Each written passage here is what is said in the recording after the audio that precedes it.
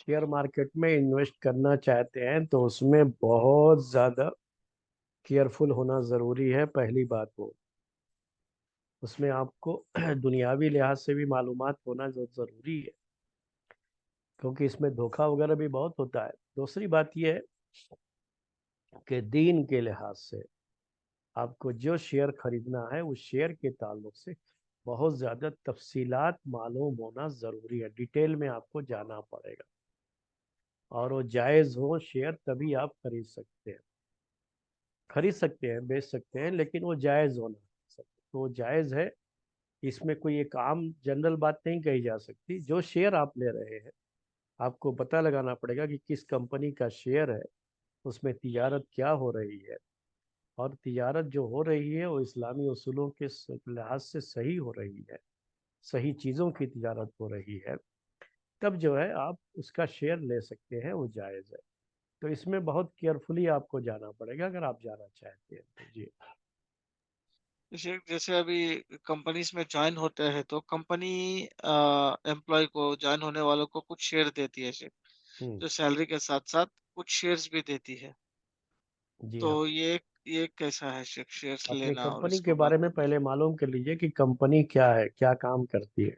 नहीं हम लोग जो नौकरी करते हैं वही कंपनी, जैसे अब देखिए अभी सॉफ्टवेयर कंपनी है। हाँ, वही अगर मैं सॉफ्टवेयर वो कंपनी, कंपनी है। हाँ मैं जा रहा हूँ तो जो है। वो क्या करते हैं, शेयर्स हम्म भी देते हैं हमारे नाम के। तो हम्म। आपको 100 शेयर दे दिए, 200 शेयर दे दिए आपके नाम के। तो वो सॉफ्टवेयर अ, कंपनी है, एक जायज़ जी, कंपनी है। तो जी, आप उसके शेयर लेते हैं, तो जी। कोई मसला नहीं होता है आपको शेयर लेने में वहाँ। अच्छा, अच्छा। हम्म। अम, शेख असल में मसले में ये पूछना था क्योंकि आजकल ज़्यादातर कंपनीज थोड़ा इंटरेस्ट मतलब बैंक से लोन भी लेके रखती हैं ये वो। यही सब और मसला है। ये इसी में क्या कि केयरफुल होना पड़ेगा। आपको मालूम करना पड़ेगा ये सब डिटेल जो है। अगर वो बैंक से लोन वगैरह ले रही है कंपनी, तो फिर आप उसके शेयर नहीं ले सकते।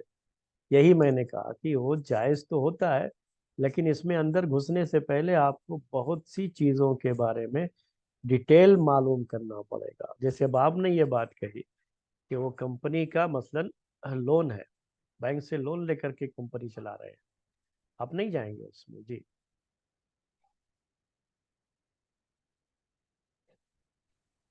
शेख ऐसी कंपनी में नौकरी करना शेख जो लोन लेती है, मतलब अभी का ऐसी कोई कंपनी नहीं है जो लोन नहीं लेती शेख।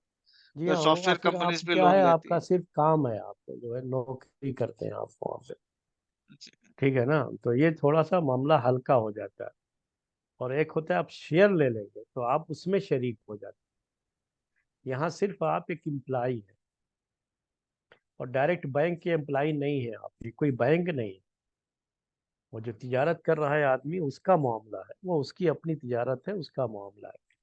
आप उसमें सिर्फ एक एम्प्लाई की हैसियत से, आपकी हैसियत उसमें सूद लेने और देने वालों की नहीं है, न ही उसमें किसी ताउन की है।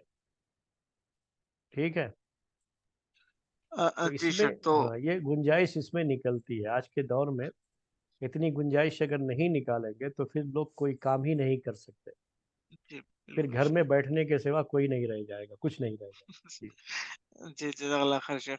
तो हम्म फिर इसी से जुड़ा हुआ सवाल शेख, अगर मैं जो कंपनी में काम कर रहा हूँ सॉफ्टवेयर कंपनी है, हम्म लेकिन वो बैंक का लोन भी ली ली हुई है हम्म और वो मुझे कुछ शेयर्स भी दे रही है, कंपनी खुद से दे रही है, मैं नहीं हम्म खरीद रहा हूँ, मेरे हम्म नाम से वो खुद दे रही है।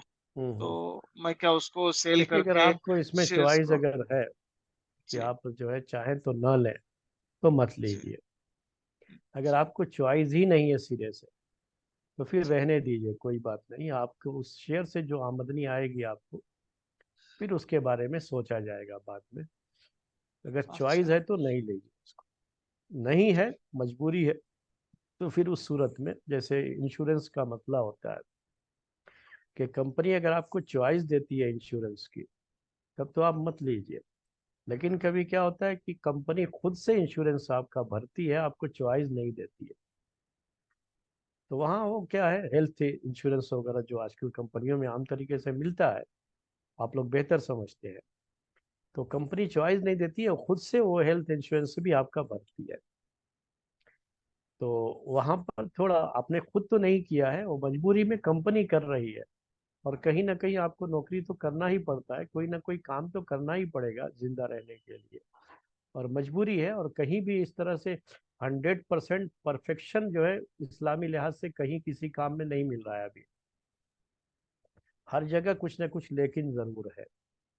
तो यहाँ इतने लेकिन को बर्दाश्त किया जाता है, तो ऐसे वहाँ पे बर्दाश्त कर लीजिए कि अगर कंपनी खुद आपको चॉइस नहीं है तो रहने दीजिए आप काम। फिर बाद में क्या, जैसे हेल्थ इंश्योरेंस का कैसे यूज़ कर सकते हैं उसको मैं उसकी तफसील बताता रहता हूँ, तो बाद में पूछेंगे तो मैं उसकी तफसील भी बता दूंगा कि उस पैसे का क्या करना। जी। जी जज़ाकल्लाह खैर।